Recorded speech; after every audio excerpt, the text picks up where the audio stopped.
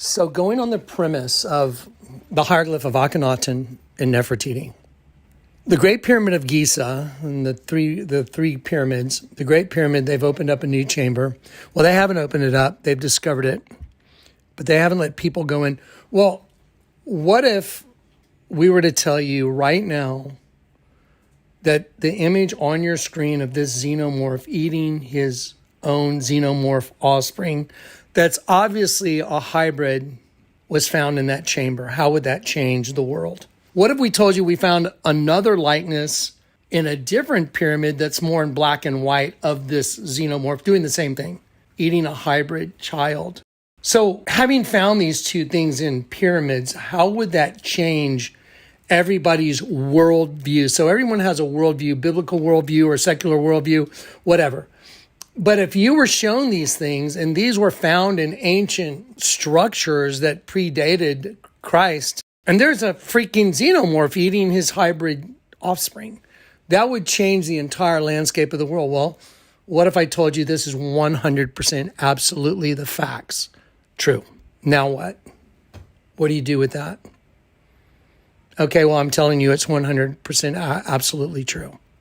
Okay, so now let me just give you an idea before I drop the complete bomb on you.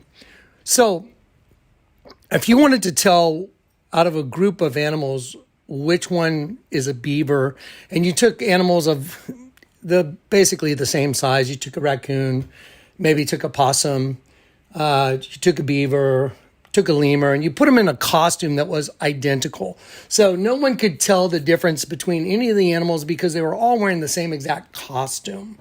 And you had to find out which one the beaver was. How would you do it? Well, you would have to observe them. You would have to watch and see which ones did what. If you saw one that was constantly washing his food, you could ascertain, well, that's probably obviously a raccoon, because raccoons like to wash their food. That's something they do. It's one of their traits. It's in their DNA. And then if you saw one leaping from great distances from one tree to another, you could probably say, well, that's obviously a lemur. Same thing with a beaver. So if you had a beaver and it was in the same costume and it started building dams, you'd be like, well, there you go. That's a beaver. It's in their DNA.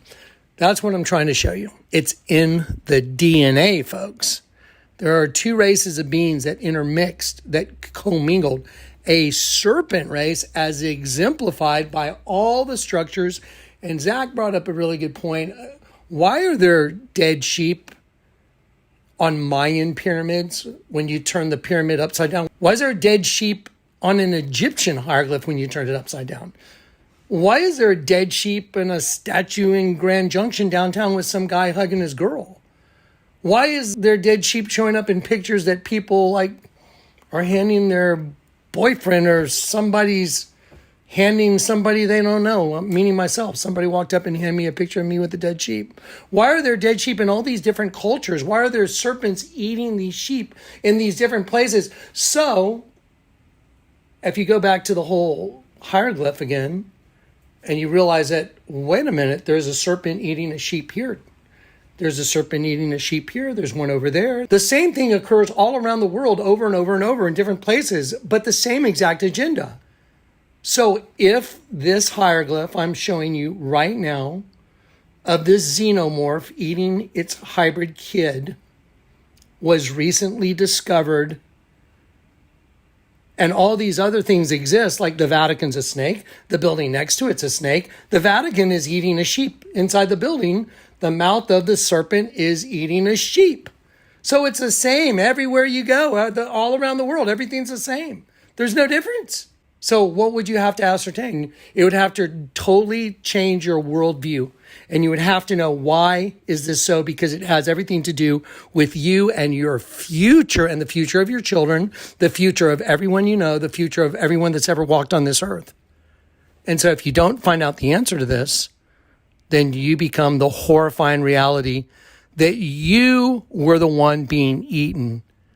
But unless you turn to the way to stop it, then the process is carried out within you and you are consumed by a serpent race. It's been proven now, because this thing that I just showed you, this was an AI generated image of the hieroglyph of Akhenaten. Well, Akhenaten is doing exactly the same thing. So now stop and think. Every answer was in the Bible. And the way out of this was hidden in the Bible. It's hidden through a spirit. You have to be converted and want to know the truth in order to see it and believe it. But it's woe unto them who go to great depths to hide their plans from the Lord, and their works are in the darkness, and they say, who seeth us? Who knoweth us? Surely your turning of things upside down shall be esteemed as that which belongs to the Lord God and the creator of all things. So if you want to see the truth, you better turn things upside down before it's too late.